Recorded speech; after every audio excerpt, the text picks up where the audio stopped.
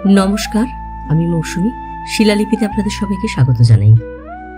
শোনাচ্ছি সাহিত্যিক বিভূতিভূষণ বন্দ্যোপাধ্যায়ের দৃষ্টি প্রদীপ। গল্প পাঠ ভালো লাগলে শেষে একটা লাইক দিয়ে যেতে ভুলবেন না। এখনও যারা আমার চ্যানেলটা সাবস্ক্রাইব করেননি তাদের সকলের কাছে আমার অনুরোধ, প্লিজ আমার চ্যানেলটা সাবস্ক্রাইব করে নেবেন। পাশে যে বেল নোটিফিকেশনটা আছে সেটা অবশ্যই প্রেস করে দেবেন। আজ উপন্যাসের দ্বাদশ পর্ব। দেখতে দেখতে এখানে ৬-৭ মাস হয়ে গেল। এখানে সময় কাটে কোথা দিয়ে বুঝতে পারিনি। সকালে আখড়ার কাজ করি, বিকেলে গোটা কতক ছেলে নিয়ে একটা পাঠশালা করি। তাতে যা পাই উদ্ধব বাবাজির হাতে তুলে দিই। একদিন মালতী আমায় বললে, ছেলে পড়িয়ে যা পান তা আপনি উদ্ধব জ্যাঠার হাতে দেন কেন? থাকা খাওয়ার দরুন টাকা নেওয়া তো এখানে নিয়ম নেই। ও টাকা আপনি নিজে রেখে দেবেন। আপনারও তো নিজের টাকার দরকার আছে। আমি বললাম, তা কি করে হয় মালতী? আমি এমনি খেতে পারি নে, আর আমি তো থাকা খাওয়া বলে টাকা দিই নে, বিগ্রহের সেবার জন্য দিই। এতে দোষ কি? সেদিন মালতী আর কিছু বললে না। 3-4 পরে আবার একদিন ওই কথাই তুললে, টাকা আমি কেন দিই? আখড়া তো হোটেলখানা নয় যে এখানে টাকা দিয়ে খেতে হবে। ওতে তার মনে বাধে। তাছাড়া আমার তো টাকার দরকার আছে। আমি তাকে বুঝিয়ে বলি, টাকা না দিতে দিলে আমার এখানে থাকা হবে না, চলে যেতে হবে। সেদিন থেকে মালতী এ নিয়ে আর কিছু বলেনি। পাড়াগাঁয়ের দিনগুলো অদ্ভুত কাটে। দিঘির পাড়ে রাঙামাটির উঁচু বাঁধে এ সময় একরকম ফুল ফোটে। ছায়া পড়ে এলে মাঝে মাঝে একা গিয়ে বসি। বাগদিদের মেয়েরা হাঁটু পর্যন্ত কাপড় তুলে মাছ ধরে। আখড়ার গোয়াল থেকে সাঁজালের ধোঁয়া ঘুরে ঘুরে ওঠে। তালের দীর্ঘ সারির ফাঁক দিয়ে এই সন্ধ্যায় কতদূর দেখতে পাই দাদার দোকান, দাদার বাতাসার কারখানা, সীতার শ্বশুরবাড়ি, তুষারাবৃত কাঞ্চনজঙ্ঘা, নিমচাঁদের বউ শৈলদী। মালতীর স্বভাব কি মধুর, কি খাটুনিটা খাটে আখড়ায়। একদিন উঁচু কথা শুনিনি ওর মুখে, কারোর ওপর রাগ দেখিনি। বাপের মেয়ে বটে। আখড়ায় ছোট একটা অশ্বত্থ চারা আছে। উদ্ধব দাস রোজ স্নান করে এসে গাছটা প্রদক্ষিণ করে গাছটাকে জল দেয়। এ তার রোজ করাই চাই। একদিন মালতীকে ডেকে বলি, তোমার উদ্ধব জ্যাঠা পাগল নাকি? ও গাছটার চারিপাশে ঘোরার মানে কি? মালতী বললে, কেন ঘুরবে না? সবাই তো আর আপনার মতো নাস্তিক না। অশ্বত্থ গাছ নারায়ণ, ওর সেবা করলে নারায়ণের সেবা করা হয়, জানেন কিছু? আমি বললুম, তাহলে তুমিও সেবাটা করে পুণ্যি কিছু করে নাও না সময় থাকতে। মালতী শাসনের সুরে বললে, আচ্ছা আচ্ছা থাক, আপনি ওরকম পরের জিনিস নিয়ে টিটকিরি দেন কেন? ওদের ওই ভালো লাগে করে, আপনার ভালো লাগে না করবেন না। তা নয় সারাদিন কেবল এর খোঁত ওর খোঁত। ছি, আপনার এই স্বভাব কবে সারবে? বললাম, তোমার মতো উপদেশ দেওয়ার মানুষের দেখা পেতাম যদি, তাহলে এতদিন কি আর স্বভাব সারে না? তা সবই অদৃষ্ট। কথা শেষ করে দীর্ঘ নিঃশ্বাস ফেলতেই মালতী রাগ করে আমার সামনে থেকে উঠে গেল। বিকেলে কিন্তু ওকে আমার কাছেই আসতে হলো আবার। নিকটে নাকাশিপাড়ার গায়ে একটা যাত্রার দল ছিল। তাদের অধিকারী এসে উদ্ধব দাসকে বলে, বাবাজি 3 মাস বসে আছি, বায়নাপত্তর একদম বন্ধ, দল তো আর চলে না। কালনা থেকে ভালো বাজি এনেছিলাম, ঢোলকে যখন হাত দেবে আহ যেন মেঘ ডাকছে বাবাজি।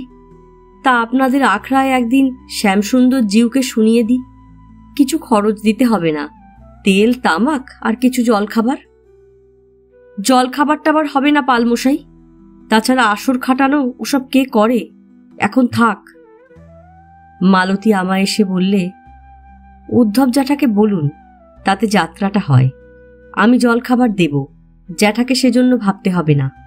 আপনাকে কিন্তু আসরের ভার নিতে হবে। আমি বললাম, আমার দ্বারা ওসব হবে না, আমি পারবো না। মালতী মিনতির সুরে বললে, লক্ষ্মীটি, নিতেই হবে। যাত্রা যে আমি কতকাল শুনিনি, দেশের দলটা উৎসাহ না পেলে নষ্ট হয়ে যাবে। আপনি আসরের ভার নিলেই আমি ওদের বলে পাঠাই। না, আমি পারবো না, সোজা কথা।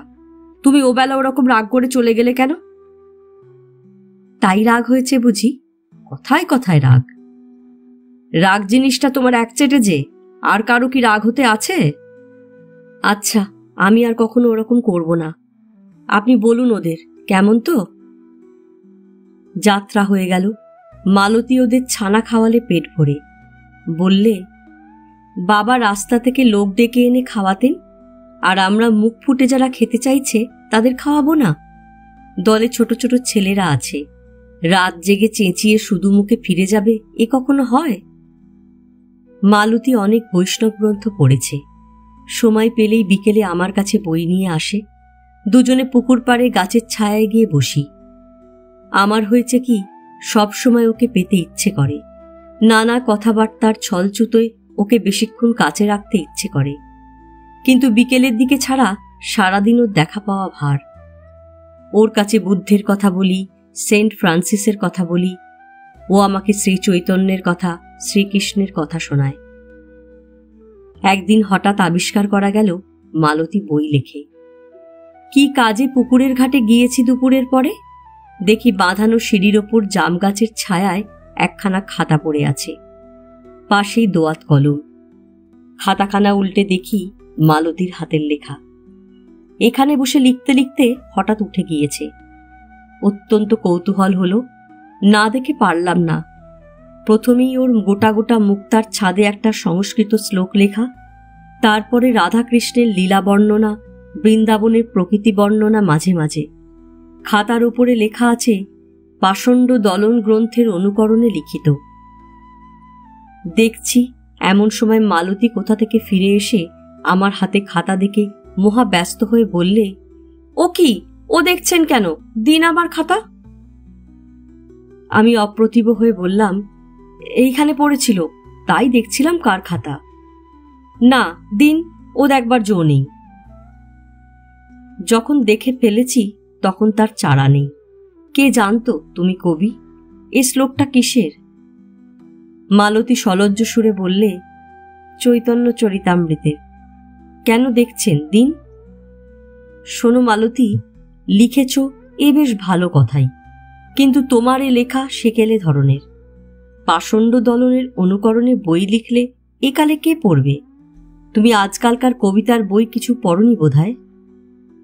মালতী আগ্রহের সুরে বললে, কোথায় পাওয়া যায়? আমায় দেবেন আনিয়ে? আমি তো জানি নে আজকালকার কবিতার কি বই আছে, আনিয়ে দেবেন, আমি দাম দেব।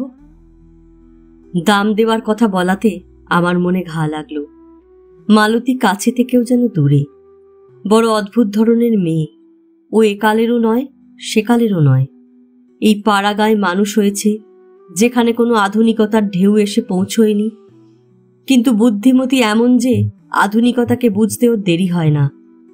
এমন সুন্দর চা করে, শ্রীরামপুরের শৈলদীরা অমন চা করতে পারত না। নিজে মাছ মাংস খায় না, কিন্তু আমার জন্য একদিন মাংস রাঁধলে রান্নাঘরে নুনু নেই। আমায় প্রায়ই বলে, আপনার যখন যা খেতে ইচ্ছে হবে বলবেন। আপনি তো আর বৈষ্ণব হননি যে মাছ মাংস খাবেন না। আমায় বলবেন, আমি রেঁধে দেব এখন।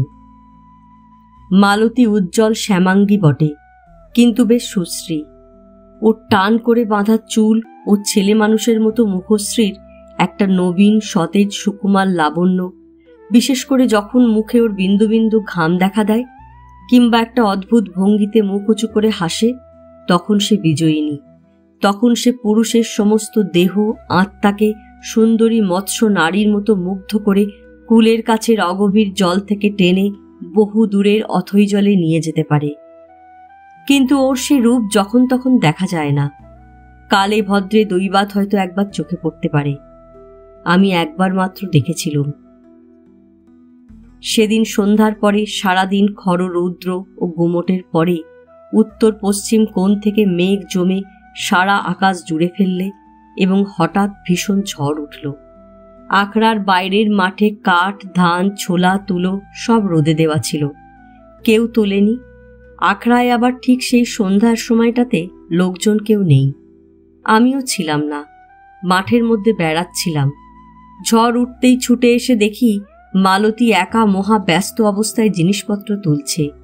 আমায় দেখে বললে, দৌড়ে আলোটা জেলে আনুন, অন্ধকারে কিছু কি ছাই টের পাচ্ছি, সব উড়ে গেল। সঙ্গে সঙ্গে এলো বৃষ্টি। ওকে দেখলাম নতুন চোখে। কোমরে কাপড় জড়িয়ে সে একবার এখানে একবার ওখানে বিদ্যুতের বেগে ছুটোছুটি করতে লাগলো। অদ্ভুত কাজ করবার শক্তি। দেখতে দেখতে সেই ঘোর অন্ধকার আর ঝড় বৃষ্টির মধ্যে ক্ষিপ্র নিপুণতার সঙ্গে অর্ধেক জিনিস তুলে দাওয়ায় নিয়ে এসে ফেললে। এদিকে আমি অন্ধকারে দেশলাই খুঁজে পাচ্ছি না দেখে ছুটে এসে বললে, কোথায় দেশলাই রেখেছিলেন মনে আছে? কোথা থেকে হাতড়ে দেশলাই বার করলে। তারপরে সেই ঝড়ের ঝাপটার মধ্যে আলো জ্বালা সে এক কাণ্ড।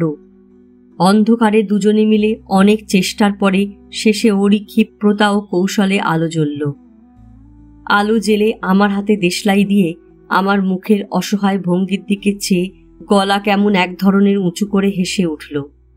ছুটোছুটির ফলে কানের পাশের চুল আলুথালু হয়ে মুখের দুপাশে পড়েছে। ফুলল শ্রমোজ্জ্বল গণ্ডদেশে বিন্দু বিন্দু ঘাম। চোখে উজ্জ্বল কৌতুকের হাসি। দুজনে মিলে আলো ধরাচ্ছি। ওর মুখ আমার মুখের অত্যন্ত কাছে। সেই মুহূর্তে আমি ওর দিকে চাইলাম। আমার মনে হলো মালতীকে এতদিন ঠিক দেখিনি। আমি ওকে নতুন রূপে দেখলাম, ওর বিজয়িনী নারী রূপে। মনে হলো মালতী সত্যিই সুন্দরী, অপূর্ব সুন্দরী।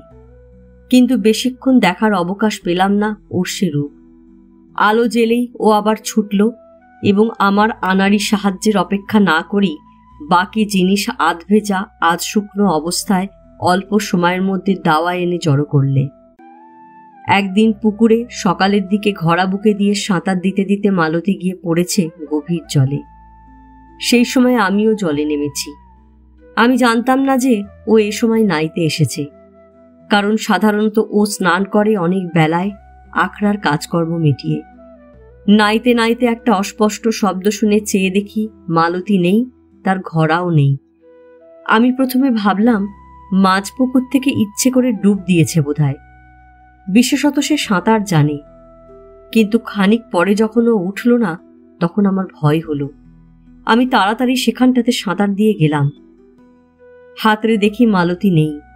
ডুব দিয়ে এদিক ওদিক খুঁজতে খুঁজতে ওকে পেলাম। চুলে কাপড় জড়িয়ে গিয়েছে, এমন বেকায়দায় অতি কষ্টে তাকে ভাসিয়ে নিজে ডুবে জল খেতে খেতে ডাঙার কাছে নিয়ে এলুম। মালতী তখন অর্ধ অচৈতন্য। আমার ডাক শুনে আখড়া থেকে সবাই ছুটে এলো। মিনিট 5-6 পরে ওর শরীর সুস্থ হলো। উদ্ধব বাবাজি বকলে, আমি বকলাম, সবাই বকলে।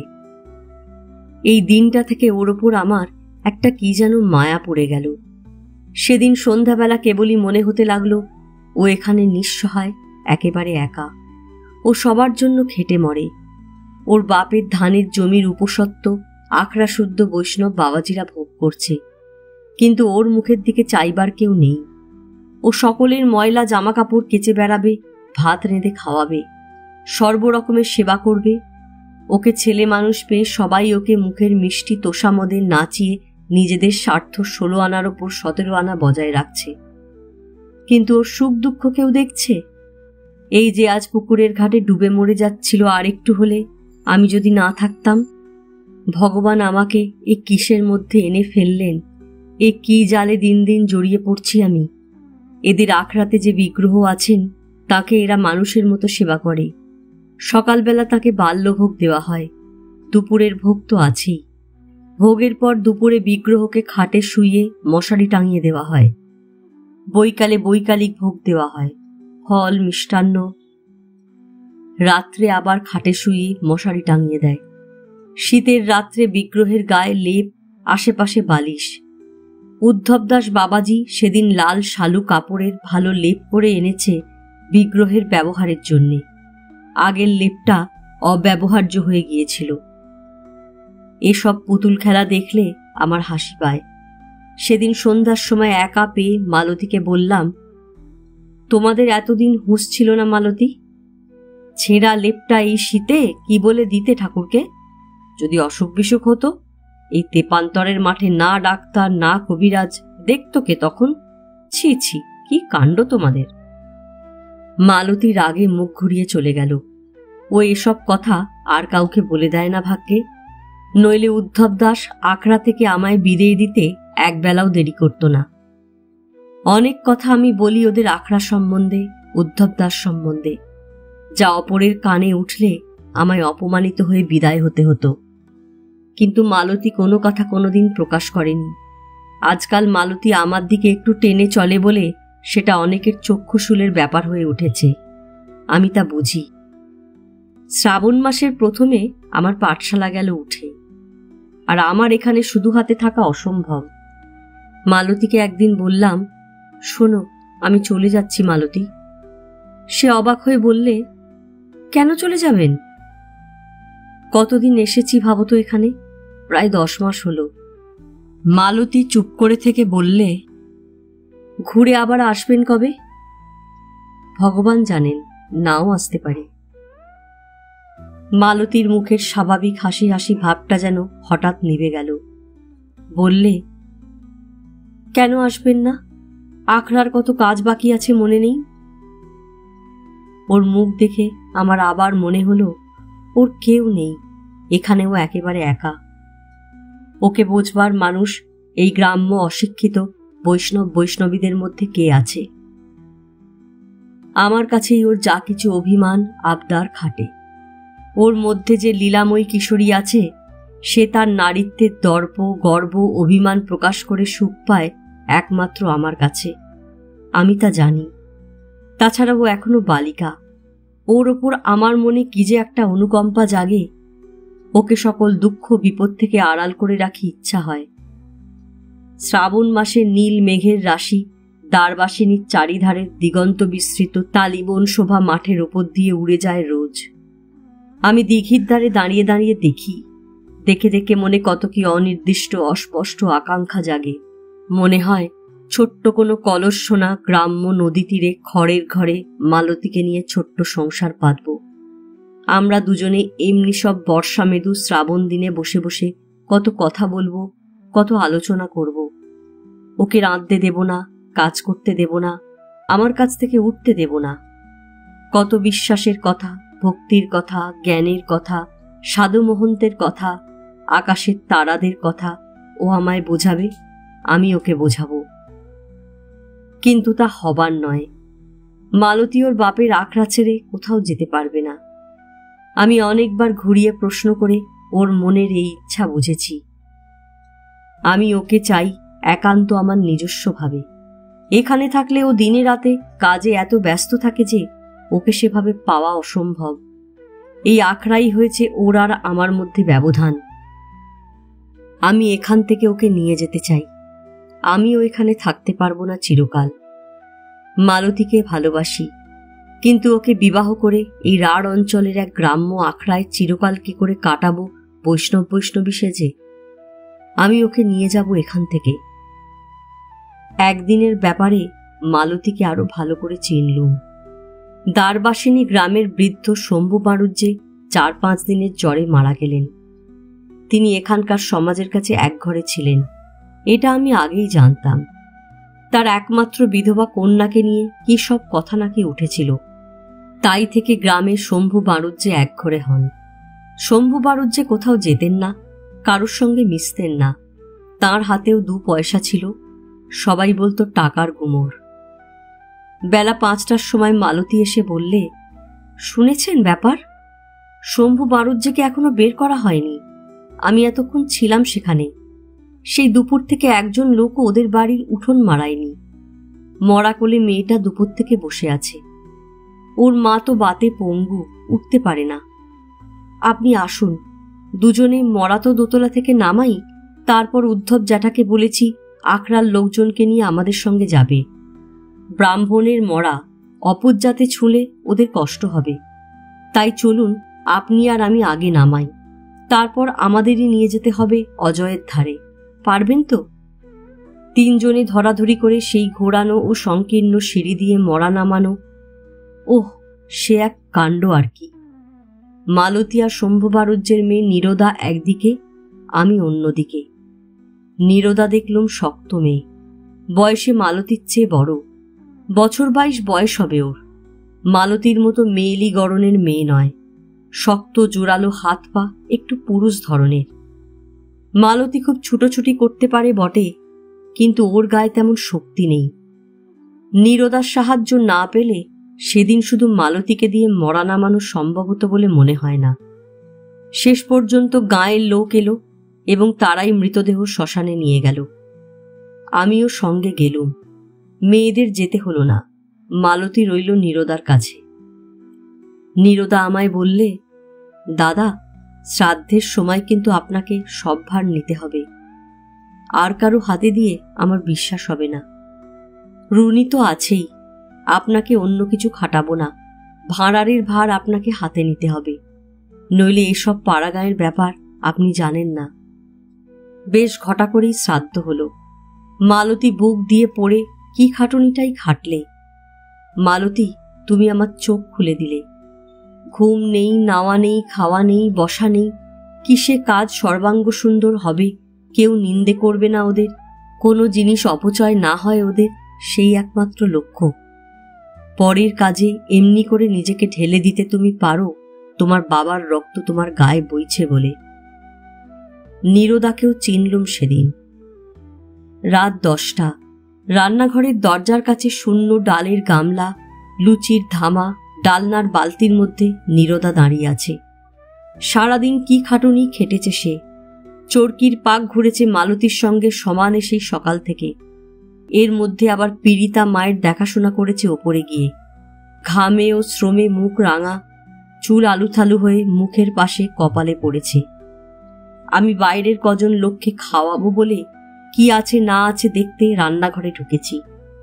নীরদা বললে, দাদা, কিছু নেই আর, কজন লোক। আচ্ছা দাঁড়ান, ময়দা মাখছি, দিচ্ছি ভেজে। আমি বললুম, আর তুমি আগুনের তাতে যেও না নীরদা, তোমার চেহারা যা হয়েছে। আচ্ছা দাঁড়াও, মালতীকে বলি একটু মিছরির শরবত তোমায় বরং দিতে। নীরদা বললে, দাঁড়ান দাঁড়ান দাদা, রুনি কতবার খাওয়াতে এসেছিল, সে কি চুপ করে থাকবার মেয়ে? তারপর হেসে বললে, আজ যে একাদশী দাদা। আমার চোখে জল এলো, আর কিছু বললাম না। মেয়ে মানুষের মতো সহ্য করতে পারে কোন জাত! অনেক শিখলাম এদের কাছে এই কম আসে। মাকে দেখেছি, বৌদিদিকে দেখেছি, সীতাকে দেখেছি, শৈলদিকে দেখেছি, এদেরও দেখলাম। অথচ এই নীরদাকে ভেবেছিলুম অশিক্ষিতা গ্রাম্য মেয়ে। ওর কথায় বার্তায় রাঢ় দেশের টান বড় বেশি বলে। মালতী আখড়ায় ফিরে এসে আমায় বললে, অনেকগুলো সন্দেশ এনেছি, খান। নীরদা দিদি জোর করে দিলে। ভালো সন্দেশ, দ্বারবাসিনীতে এরকম করতে পারে না, শিউরি থেকে আনানো।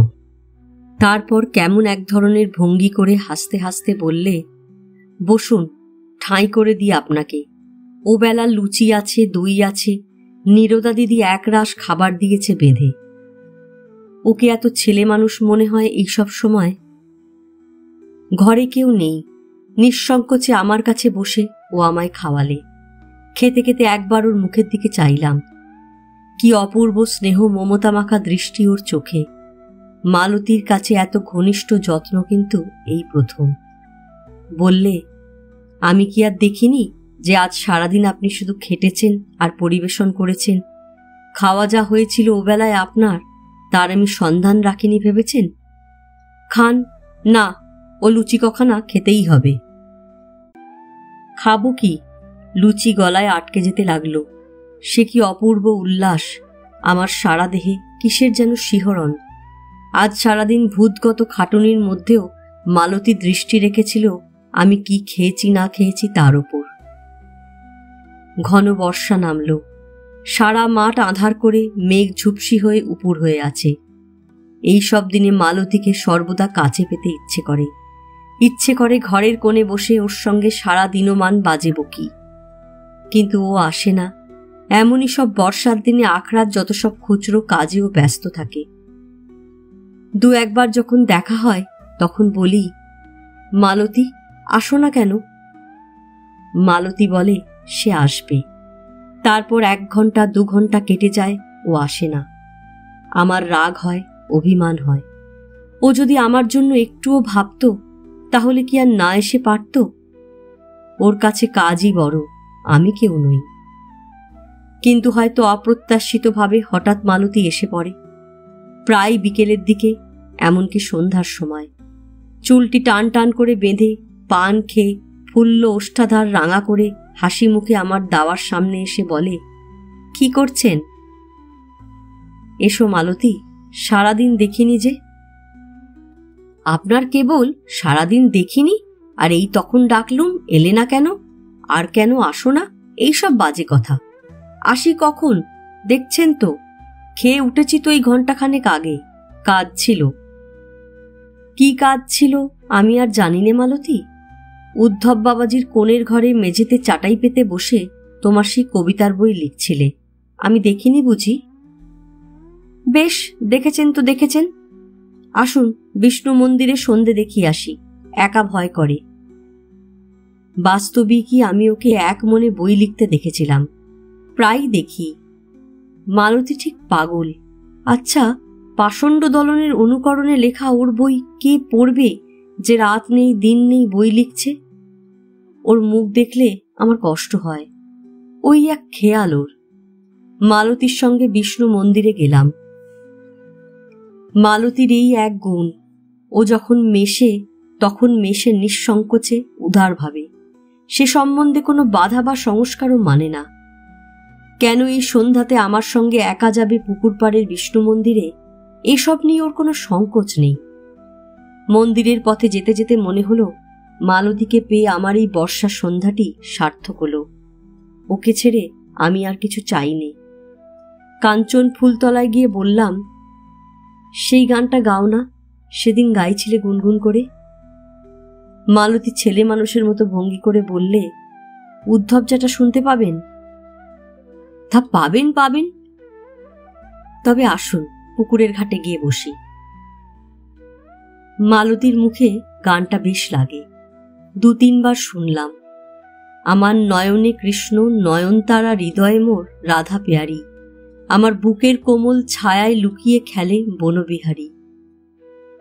গান শেষ হলে বললাম, শোনো, একটা কথা বলি মালতী, তুমি আসো না কেন? তোমাকে না দেখলে আমার বড় কষ্ট হয়। আজ সারাদিন বসেছিলুম ঘরের দাওয়াতে, এমন বর্ষা গেল, তুমি 64 বার আমার ঘরের সামনে দিয়ে যাও, একবার তো এলে পারতে। তোমার সেসব নেই, শুধু কাজ আর কাজ। এই যে তোমাকে পেয়েছি, আর আমার যেন সব ভুল হয়ে গিয়েছে, সত্যি বলছি মালতী। মালতী মুখ নিচু করে হাসি হাসি মুখে চুপ করে রইল। আমি বললাম, হাসলে চলবে না মালতী, কথার আমার উত্তর দাও। তুমি কি ভাবো আমি তোমাদের এখানে পড়ে আছি খেতে পাইনে বলে তাই? তা নয়। কে বলেছে আপনাকে যে না খেতে পেয়ে এখানে আছেন? আমি আপনাকে বলেছি নাকি? যাক ওসব বাজে কথা, আমার কথার উত্তর দাও। মালতী আবার ছেলে মানুষই আরম্ভ করল। মুখ নিচু করে হাঁটুর কাছে ঠেকিয়ে মৃদু মৃদু হাসি মুখে হাত দিয়ে শানের ওপর আঁকজোক কাটতে লাগল। কখনোই ওর কাছে আমার কথার সোজা জবাব পেলাম না। একদিন বেড়াতে গিয়ে বাঁধের ওপর বসে আমার অবস্থাটা ভেবে দেখলুম। আমি এমন জড়িয়ে পড়েছি যে নড়বার সাধ্য নেই এতটুকু। ও আমায় সবকিছু ভুলিয়ে দিয়েছে। যে উদ্দেশ্যে এই 2 বছর পথে পথে ঘুরেছি, সে উদ্দেশ্য এখন হয়ে পড়েছে গৌণ। এখন মালতীই সব। মালতীই আমার বিশ্বের কেন্দ্র। ও যখন আসে তখন জীবনে আর কিছু চাইবার থাকে না। ও যেদিন আসে, যেদিন হেসে কথা বলে, সেদিন আমার মতো সুখী লোক জগতে আর কেউ থাকে না। মাঠের ওপর সূর্যাস্ত সেদিন নতুন রঙে রঙিন হয়। বিচালি বোঝাই গাড়িগুলো দ্বারবাসিনীর হাটের দিকে যায়, তাদের চাকার শব্দও ভালো লাগে। আখড়ার বাবাজিরা নিম গাছে উঠে নিম পাতা পাড়ে, সেই যেন এক নতুন দৃশ্য। মালতী যেদিন আসে না, কি ভালো করে কথা বলে না, সারাদিন আমার মনে শান্তি থাকে না। ওরই কথা ভাবি সারাক্ষণ। কতক্ষণে দেখা হবে, কতক্ষণে কথা বলবো। মালতী আমায় এমন জালেও জড়িয়ে ফেলেছে। হয়তো আমি এখানে থেকে যেতাম না, হয়তো শেষ পর্যন্ত থেকেই যেতে হতো। কিন্তু যেদিন মালতী আমার কাছে বসে পুকুর ঘাটে গান গাইলে, তারপর দিনই দুপুরের পরে উদ্ধব বাবাজি আমায় ডেকে বললে, একটা কথা বলি আপনাকে, কিছু মনে করবেন না। আপনার এখানে অনেক দিন হয়ে গেল। আমাদের আখড়ার নিয়ম অনুসারে 3 দিন মাত্র এখানে অতীত বৈষ্ণবের থাকবার কথা। আপনার প্রায় 11 মাস হলো। আমি চুপ করে বসে রইলাম, কারণ ওর মুখ দেখেই আমার মনে হলো এটা কথার ভূমিকা।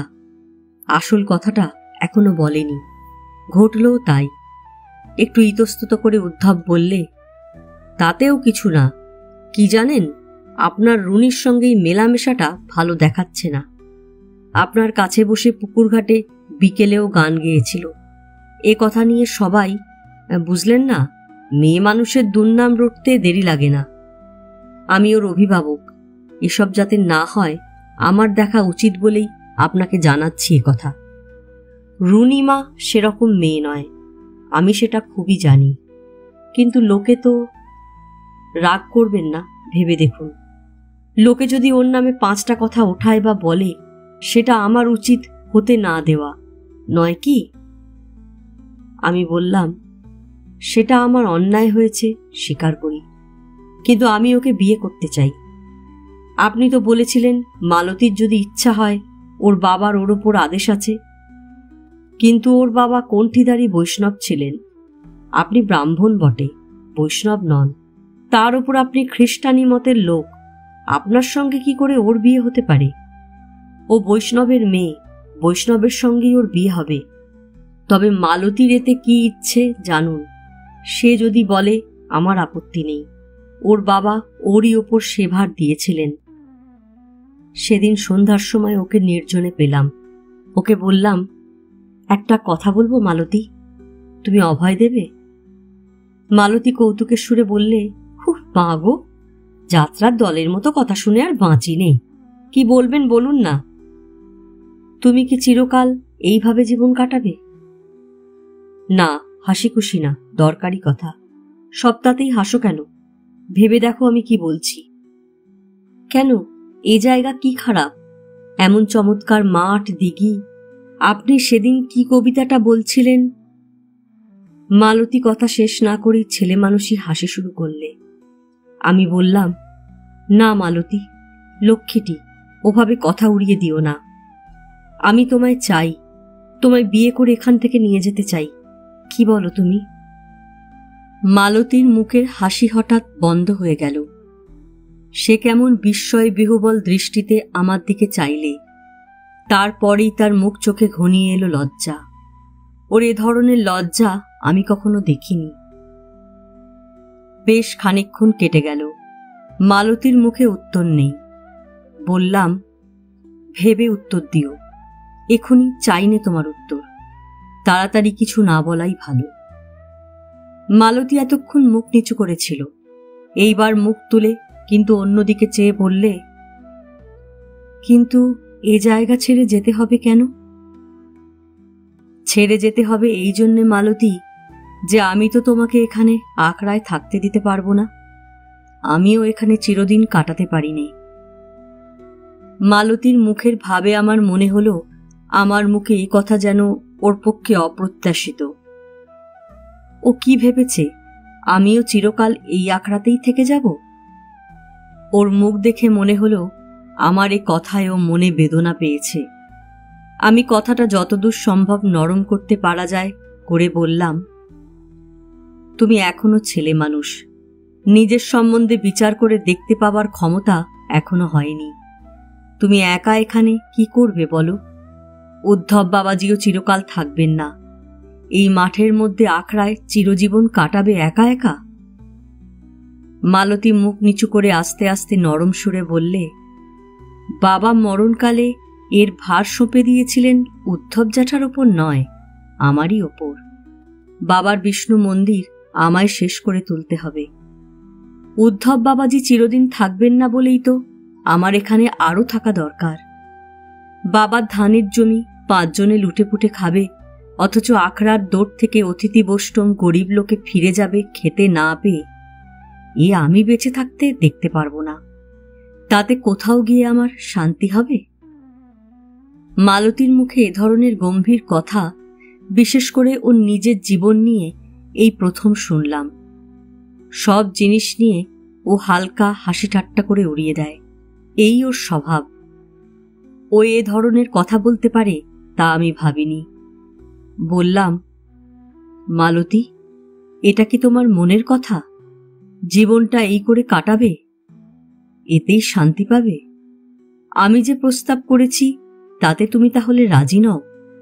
কারণ আমি এখানে থাকতে পারবো না চিরকাল, এটা নিশ্চয়।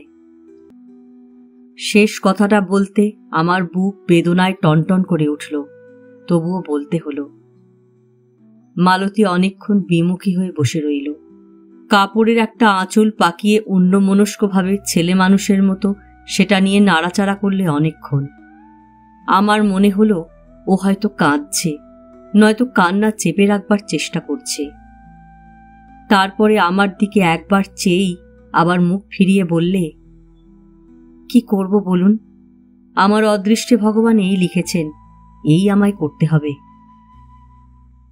আমার কেমন একটা অভিমান হলো। বললাম, এই তাহলে তোমার শেষ কথা? বেশ মালতী। মালতী সে কথার উত্তর না দিয়ে চুপ করে রইল মাথা নিচু করে।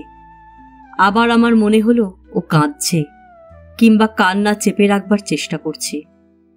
একবার মনে হলো ওর ডাগর চোখ দুটি জলে ভরে এসেছে, কিন্তু অভিমানের আবেগে আমি সেদিকে ফিরেও চাইলাম না। রাত্রে বাইরে বসে ভাবলুম, সারা রাত্রি ভাবলুম। মালতীকে ছেড়েই যেতে হলো শেষ পর্যন্ত।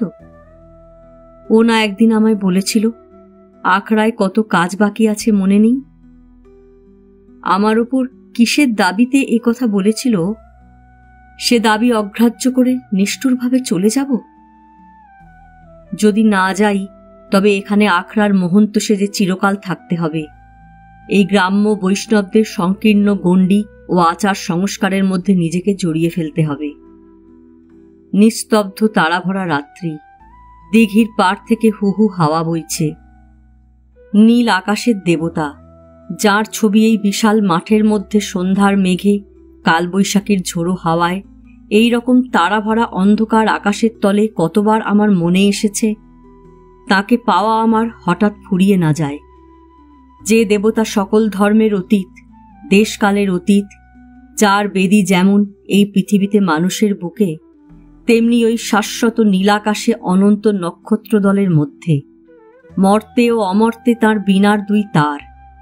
আমার মনে হোমের আগুন তিনি প্রজ্বলিত রাখুন সুদীর্ঘ যুগসমূহের মধ্যে, শাশ্বত সময় বেপে। আমার যা কিছু মনের শক্তি, যা কিছু বড়, তাই দিয়ে তাঁকে বুঝতে চাই। গণ্ডির মধ্যে তিনি থাকেন না। পরদিন খুব ভোরে, আখড়ার কেউ তখনও বিছানা থেকে ওঠেনি, কাউকে কিছু না জানিয়ে আমি দ্বারবাসিনীর আখড়া থেকে বেরিয়ে পড়লুম। কিসের সন্ধানে বেরিয়েছি তা আমি জানি নে। আমার সে সন্ধানের আশা আলেয়ার মতো হয়তো আমাকে পথভ্রান্ত করে পথ থেকে বিপথে নিয়ে গিয়ে ফেলবে।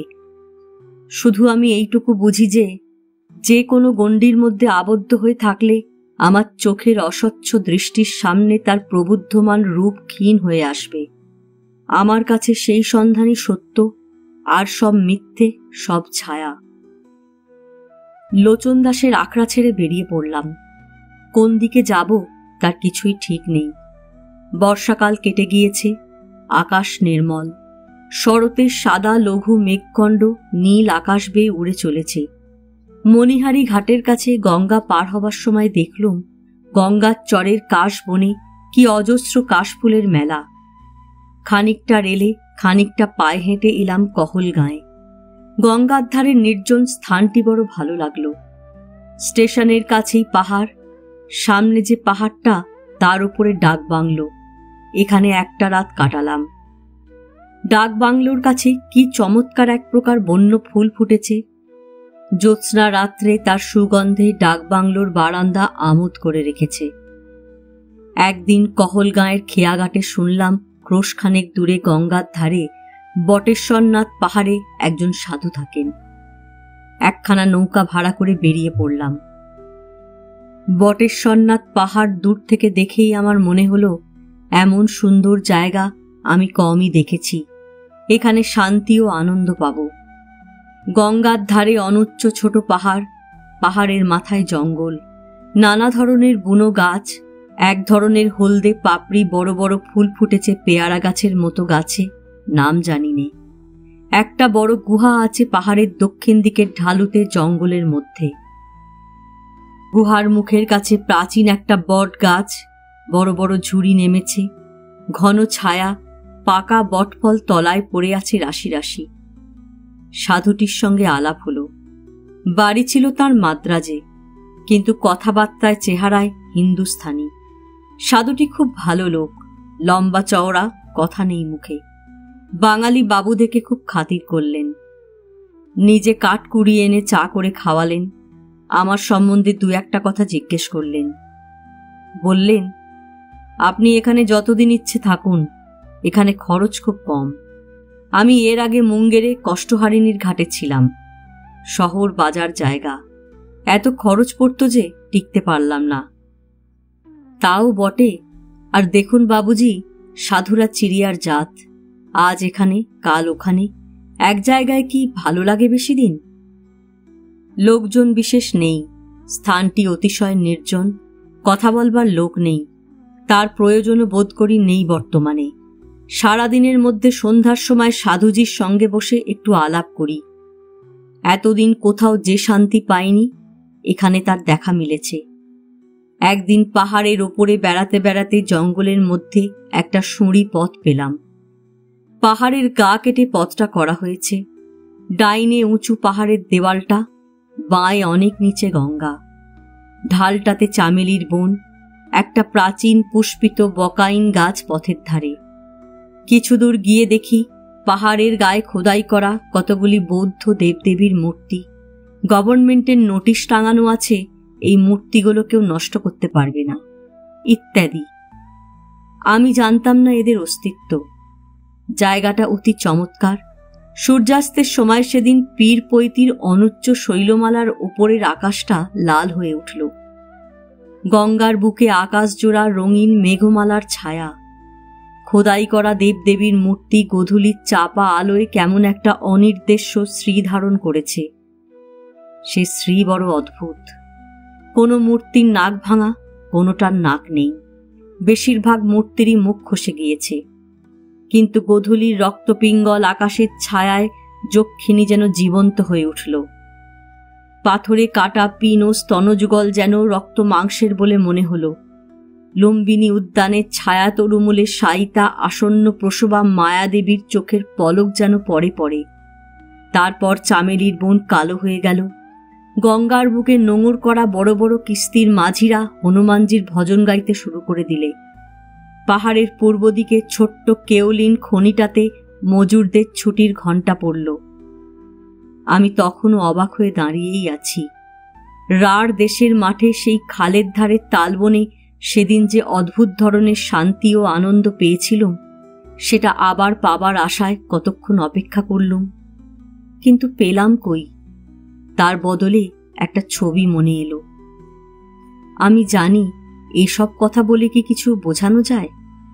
যার না হয়েছে সে কি পরের লেখা পড়ে কিছু বুঝতে পারবে? না আমি বোঝাতে পারবো। মনে হলো কোথায় যেন একজন পথিক আছেন। ওই নীল আকাশ, ওই রঙিন মেঘমালা, ওই কলরবপূর্ণ জীবনধারার পেছনে তিনি চলেছেন চলেছেন। কোথায় চলেছেন হয়তো নিজেই জানেন না। তার কোনো সঙ্গী নেই, তাকে কেউ বোঝে না, তাকে ভালোবাসে না। অনাদি অনন্তকাল ধরে তিনি একা একা পথ চলেছেন। এই দৃশ্যমান বিশ্ব, এদের সমস্ত সৌন্দর্য তিনি আছেন বলেই আছে। আমি তাকে ছোট করে দেখতে চাইনি। তাকে নিয়ে পুতুল খেলার বিরুদ্ধে ছোটবেলা থেকে আমি বিদ্রোহ করে আসছি। তিনি বিরাট। মানুষে 10,000 বছরে তাকে যত বুঝে এসেছে, আগামী 10,000 বছরে তাকে আরো ভালো করে বুঝবে। এক আধজন মানুষে কি করবে? সমগ্র মানব জাতি যুগে যুগে তাকে উপলব্ধির পথে চলেছে। আমি তাকে হঠাৎ বুঝে শেষ করতে চাইনি। কোটি যোজন দূরের তারার আলো যেমন লক্ষ বৎসর পৃথিবীতে আসছে আসছে, তেমনি তাঁর আলো আমার প্রাণে আসছে। হয়তো সিকিপথ এখনো এসে পৌঁছয়নি। কত যুগ, কত শতাব্দী এখনো দেরি আছে পৌঁছবার। এই তো আমার মনের আসল অ্যাডভেঞ্চার। এ যেন আমার হঠাৎ ফুরিয়ে না যায়। আমি খুঁজে বেড়াবো। এই খোঁজাই আমার প্রাণ, বুদ্ধি, হৃদয়কে সঞ্জীবিত রাখবে, আমার দৃষ্টিকে চিরনবীন রাখবে। আমি হয়তো এ জন্মে তাকে বুঝব না, হয়তো বহু জন্মেও বুঝব না। এতেই আনন্দ পাবো আমি, যদি তিনি আমার মনের বেদিতে হোমের আগুন কখনো নিভে যেতে না দেন, শাশ্বত যুগসমূহের মধ্যে সুদীর্ঘ অনাগত কাল বেপে। আমি চাই ওই নীল আকাশ, ওই সবুজ চর, কলনাদিনী গঙ্গা, দূরের নিহারিকা পুঞ্জ, মানুষের মনোরাজ্য, ওই হলদে ডানা প্রজাপতি, এই শোভা, এই আনন্দের মধ্যে দিয়ে তাকে পেতে। লোচন দাসের আখড়াতেই সবাই বললে আমি নাস্তিক, কারণ আমি বলতাম নাম জপ করা কেন, ঈশ্বরের নাম দিতে পেরেছে কে? শেষ পর্যন্ত উদ্ধব বাবাজি আমাকে আখড়া ছাড়িয়ে দিল এই জন্যে বোধহয়। একদিন বৈকালে গঙ্গায় নাইতে নেমেছি। কাটারিয়ার ওপারে বহুদূর দিকচক্রবালের প্রান্ত থেকে কালো মেঘ করে ঝড় এলো। গঙ্গার বুকে বড় বড় ঢেউ উঠল। আমার মুখে, কপালে, মাথায়, বুকে ঢেউ ভেঙে পড়ছে। ওপারে চরের ওপর বিদ্যুৎ চমকাচ্ছে, জলের সুঘ্রাণ পাচ্ছি। এরকম কত ঝটিকাময় অপরাহ্ন ও কত নিরন্ধ্র অন্ধকারময়ী রাত্রির কথা মনে এলো। আমারই জীবনের কত সুখ দুঃখময় মুহূর্তের কথা মনে এলো। মনে কেমন একটা অপূর্ব ভাবের উদয় হলো। তাকে আনন্দও বলতে পারি, প্রেমও বলতে পারি, ভক্তিও বলতে পারি। তার মধ্যে ও তিনটেই আছে। বটেশ্বরনাথের পাহাড়টার ঠিক ধূসর স্তূপের দিকে চেয়ে, দূর, বহু দূর দিগন্তের দিকে চেয়ে যেখানে বাংলাদেশ, সেখানে মালতী আছে। যেখানে এমন কত সুন্দর বর্ষার সন্ধ্যা মধুর আনন্দে কাটিয়েছি, কত জ্যোৎস্না রাত্রে শুকনো মকাই ঝোলানো চালাঘরের দাওয়ার তলায় বসে দুজনে কত গল্প করেছি। তার মুখে জ্যোৎস্নার আলো এসে পড়েছে। কতবার অপ্রত্যাশিত মুহূর্তে সে এসেছে, আবার কতবার ডাকলেও আসেনি। কতবার চোখাচোখি হলেই হেসে ফেলেছে। এ কথা মনে হয়ে আমার মনে কেমন একটা উন্মাদনা, আনন্দ, প্রেম, ভক্তি, আরো কত কি ভাবের উদয় হলো একটা বড় ভাবের মধ্যে দিয়ে। ওই একটার মধ্যেই সবটা ছিল, তাদের আলাদা আলাদা করা যায় না। কিন্তু তারই প্রেরণায় আমার আঙুল আপনা আপনি বেঁকে গেল। গঙ্গার জলে মা, বাবা, হিরু জ্যাঠার নামে তর্পণ করলুম। ভগবানের নামে সমস্ত দেহমন নুয়ে এলো। জলের উপরই মাথা নত করে তাঁর উদ্দেশ্যে প্রণাম করলুম।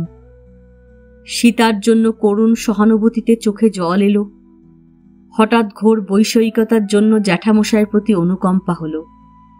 আবার সেই সৃষ্টি ছাড়া অপরূপ মুহূর্তেই দেখলুম মালতীকে কি ভালোই বাসি।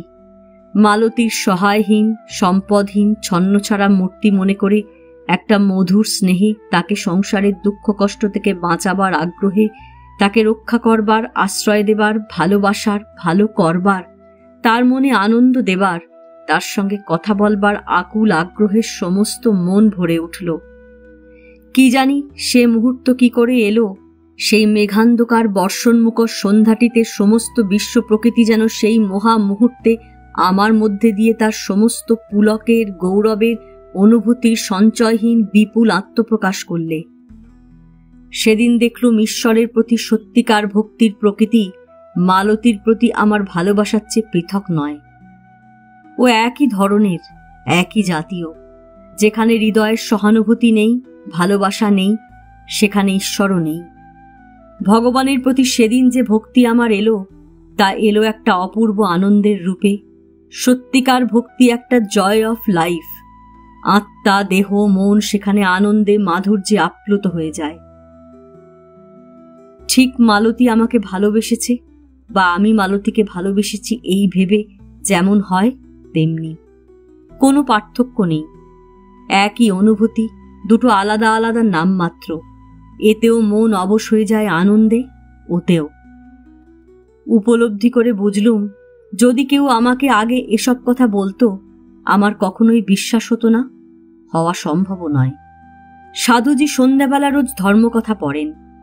আমি মনে মনে বলি, সাধুজি, আপনি জীবন দেখেননি, ভালোবেসেছেন কখনো জীবনে? প্রাণ ঢেলে ভালোবেসেছেন? যে কখনো নরুন হাতে নিতে সাহস করেনি সে যাবে তলোয়ার খেলতে? শুকনো বেদান্তের কথার মধ্যে ঈশ্বর নেই। যেখানে ভাব নেই, ভালোবাসা নেই, হৃদয়ের দেওয়া নেওয়া নেই, আপনাকে হারিয়ে ফেলা, বিলিয়ে দেওয়া নেই, সেখানে ভগবান নেই, নেই, নেই। হৃদয়ের খেলা যে আস্বাদ করেছে ও রস কি জিনিস সে বোঝে। ভগবানকে ভালোবাসার প্রথম সোপানে সে উঠেছে। আমি মালতীর কথা এত ভাবি কেন? সে আমাকে এত অভিভূত করে রেখেছে কেন দিন রাত সকাল সন্ধ্যা? এই বিক্রমশিলা বিহারের পাহাড়মালা, বনশ্রেণী, পাদমূলে প্রবাহিতা পুণ্যস্রোতা নদী, সন্ধ্যার পটে রাঙা সূর্যাস্ত, বন চামেলির উগ্র উদাস গন্ধ, এসবের মধ্যে সে আছে। তার হাসি নিয়ে, তার মুখভঙ্গি নিয়ে, তার গলার সুর নিয়ে, তার শত সহস্র টুকরো কথা নিয়ে, তার ছেলে মানুষী ভঙ্গি নিয়ে। কেন তাকে ভুলিনি? কেন তার জন্য সর্বদাই আমার মন উদাস, উন্মুখ, ব্যাকুল, বেদনায় ভরা, স্মৃতির মাধুর্যে আপ্লুত, নিরাশায় যন্ত্রণাময়? হঠাৎ তাকে এত ভালোবাসলুম কেন? তার কথা যখন মনে আসে তখন কেওলিন খনির ওপরকার পাহাড় চূড়াটার একটা বকাইন গাছের গুঁড়িতে ঠেস দিয়ে সারা দিন তার কথা ভাবি। খাওয়া দাওয়ার কথা মনে থাকে না, ভালোও লাগে না। তার মুখের হাসির স্মৃতিতেই যেন আমার শান্তিময় নিভৃত গৃহকোণ। তার কথার সুর দূরের ব্যবধান গুছিয়ে মাঠ, নদী, বন, পাহাড় পার হয়ে ভেসে এসে আমার প্রদীপ জ্বালানো শান্ত আঙিনার ছোট্ট খড়ের রান্নাঘরের একপাশে উপবিষ্ট নিরীহ গৃহস্থ সাজায়। জীবনে তাই যেন চেয়ে এসেছি, সব দুরাশা সবকিছু ভুলিয়ে দেয়। অতীত, বর্তমান, ভবিষ্যৎ একাকার হয়ে যায়। এদিকে রোদ চড়ে ওঠে কিংবা সূর্য ঢলে পড়ে, বটেশ্বরনাথের পাহাড় রঙে রঙে রাঙা হয়, পাখির গান হঠাৎ যায় থেমে। সাধুজির চেলা বর্মানারায়ণ আমাকে খুঁজতে আসে চা খাবার জন্য। তখন অনিচ্ছা সত্ত্বেও উঠতে হয়। গাঁজার ধোঁয়ায় অন্ধকার সাধু বাবাজির গুহার সামনে বসে দুধবিহীন করা চা খেতে খেতে হনুমান চরিত শুনতে হয়। সাধুজি আমাকে ভালোবাসেন, এই জন্য ওর এখানে আছি। এখানে পয়সা খরচ নেই বললেই হয়। 12টা টাকা এনেছিলুম, সাধুজির হাতে তুলে দিয়েছি। নিতে চাননি, আমি পেরাপিরি করে দিয়েছি। একবেলা খাই মকায়ের ছাতু, একবেলা রুটি আর ঢেঁড়সের তরকারি। অন্য কিছু এখানে মেলে না। কেওলিন খনির ম্যানেজার মাঝে মাঝে কহলগাঁও থেকে মাছ আনায়, সেদিন ওর বাংলোতে আমায় খেতে বলে, কারণ সাধুর এখানে ওসব করবার হবার জো নেই। মালতীর সঙ্গে আবার দেখা হবে না, কিন্তু কি করে হবে তা তো বুঝি নে। আমি আবার সেখানে কোন ছুতোয় যাব? উদ্ধব দাস বাবাজি আমায় ভালো চোখে দেখত না। 2-1বার অসন্তোষ প্রকাশও করেছিল। মালতীর সঙ্গে যখন বড় মিশছি তখন 2-1বার আমায় এমন আভাসও দিয়েছিল যে এখানে বেশি দিন থাকলে ভালো হবে না। ওসবে আমি ভয় করিনি। সপ্তসিন্ধু পারের দেশ থেকে মালতীকে আমি ছিনিয়ে আনতে পারি, যদি আমি জানতাম যে মালতীও আমায় চায়। কিন্তু তাতে আমার সন্দেহ আছে। সেই সন্দেহের জন্যেই যত বেদনা, যা কিছু যন্ত্রণা। কি জানি বুঝতে পারিনি সবখানি। রহস্যময়ী মালতীর মনের খবর 1 বছরেও পাইনি। একবার কিন্তু আমার মনের গভীর গোপন তল থেকে কে বলে, অত সন্দেহ কেন তোমার মনে? তোমার চোখ ছিল কোথায়? মালতীকে বোঝনি 1 বছরেও? মালতী কি মাধুর্যের রূপ ধরেই সে মনে আসে।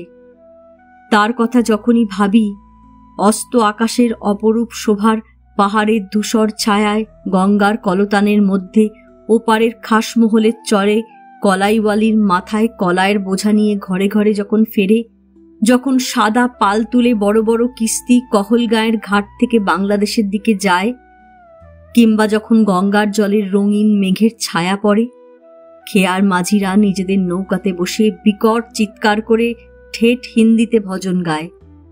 সমস্ত পৃথিবী, আকাশ, পাহাড় একটা নতুন রঙের রঙিন হয়ে ওঠে আমার মনে।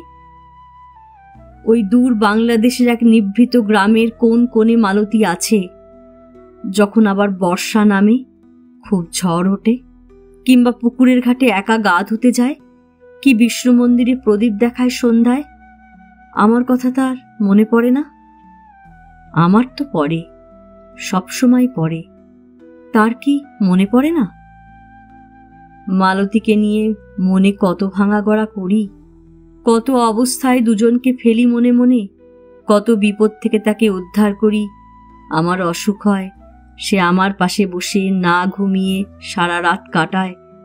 কত অর্থকষ্টের মধ্যে দিয়ে দুজনে সংসার করি।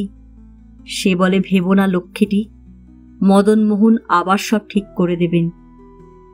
তার ছোটখাটো সুখ দুঃখ, আখড়ার বিগ্রহের ওপর গভীর ভক্তি ও বিশ্বাস, তার সেবা আমার ভালো লাগে। মনে হয় কত মেয়ে দেখেছি, সবারই খোঁত আছে, মালতীর খোঁত নেই।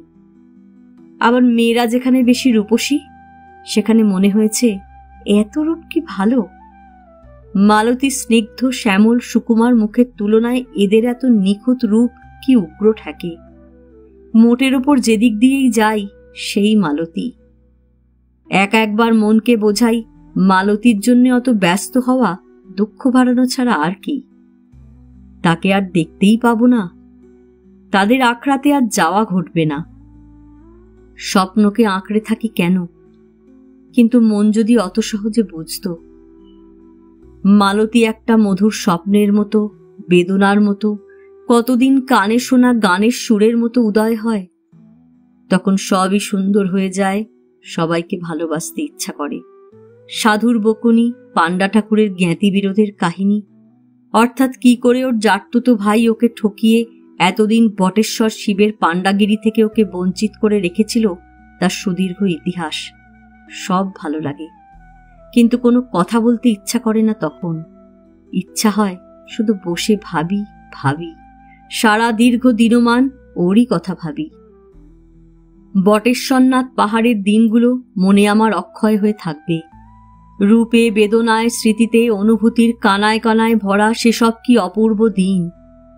অনেক দিন হয়ে গিয়েছে, কিন্তু প্রেমের অমর মধু মুহূর্তগুলির ছায়াপাতে তাদের স্মৃতি আমার কাছে চিরশ্যামল।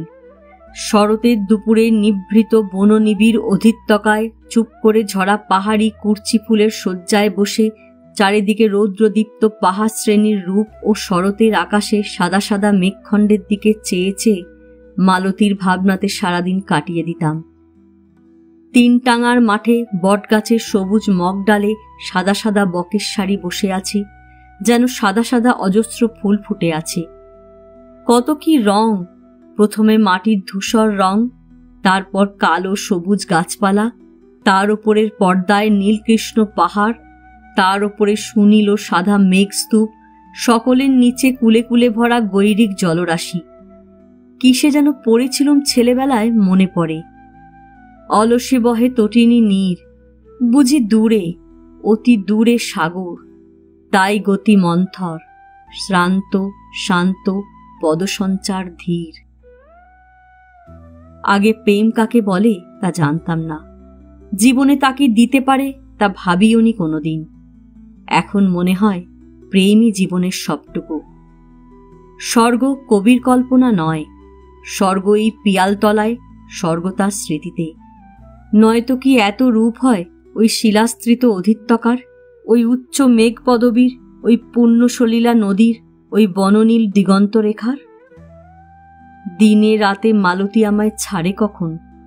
সব সময় সে আমার মনে আছে। এই দুপুর, এখন সে আখড়ার দাওয়ায় পরিবেশন করছে। এই বিকেল, এখন সে কাপড় সেলাই করছে, নয়তো মুখ গলায় ঝাড়ছে। এই সন্ধ্যা, এখন সে টান টান করে তার অভ্যস্ত ধরনের চুলটি বেঁধে ফুল্লা ধরে মৃদু হেসে বিষ্ণু মন্দিরে প্রদীপ দেখাতে চলেছে। আজ মঙ্গলবার, সারাদিন সে উপবাস করে আছে। আরতির পর দুধ ও ফল খাবে। সেই নিঃসংকোচে পুকুরের ঘাটে বসে বসে আমাকে গান শোনানো, আমার সঙ্গে শিবের মন্দিরে যাওয়া, খাতা পড়ে শোনানো, সকলের উপরে তার মুখের হাসি, তার সে মুখের অপূর্ব হাসি। কত কথাই মনে এসে নির্জনে যাপিত প্রতি প্রহরটি আনন্দ বেদনায় অলস করে দিত। দূরে গিরিশানুর গায়ে ক্রীড়ারত শুভ্র মেঘরাজির মধ্যে এমন কি কোনো দয়ালু মেঘ নেই যেই কুটজ কুসুমাস্তীর্ণ নিভৃত অধিত্যকার ওপর দিয়ে যেতে যেতে পিয়ালতলারই নির্বাসিত যক্ষের বিরহ বার্তাটি শুনে জেনে নিয়ে বাংলাদেশের প্রান্তর মধ্যবর্তী অলকাপুরীতে পৌঁছে দেয় তার কানে। কতবার মনে অনুশোচনা হয়েছে এই ভেবে যে কেন চলে আসতে গিয়েছিলাম অমন চুপি চুপি। তখন কি বুঝেছিলাম মালতী আমায় এত ভাবাবে? কি বুঝে আকড়া ছেড়ে এলাম পাগলের মতো? এমন ধারা খামখেয়ালি স্বভাব আমার কেন যে চিরকাল তাই ভাবি। আমার মাথার ঠিক নেই সবাই বলে, সত্যিই বলে। এখন বুঝেছি কি ভুলই করেছি মালতীকে ছেড়ে এসে। ওকে বাদ দিয়ে জীবন কল্পনা করতে পারছি নে। এও যেমন ঠিক, আবার এও তেমনি ঠিক যে আর সেখানে আমার ফেরা হবে না। না মালতী, আর ফিরে যাব না। কাছে পেয়ে তুমি যদি অনাদর করো সইতে পারবো না। তোমার খামখেয়ালি স্বভাবকে আমার ভয় হয়। তার চেয়ে এই ভালো। আমার জীবনে তুমি পুকুরের ঘাটের কত জ্যোৎস্না রাত্রি অক্ষয় করে দিয়েছ। সেই সব জ্যোৎস্না রাত্রির স্মৃতি, তোমার বাবার বিষ্ণু মন্দিরে কত সন্ধ্যায় প্রদীপ দেওয়া স্মৃতি, তোমার সেসব আদরের স্মৃতি মৃত্যুঞ্জয়ী হয়ে থাক। আজ এ পর্যন্তই। উপন্যাসের 13 পর্ব নিয়ে অন্যদিন আসব। গল্প পাঠ ভালো লাগলে লাইক, শেয়ার, কমেন্টস করতে ভুলবেন না। আজকের মতো নমস্কার।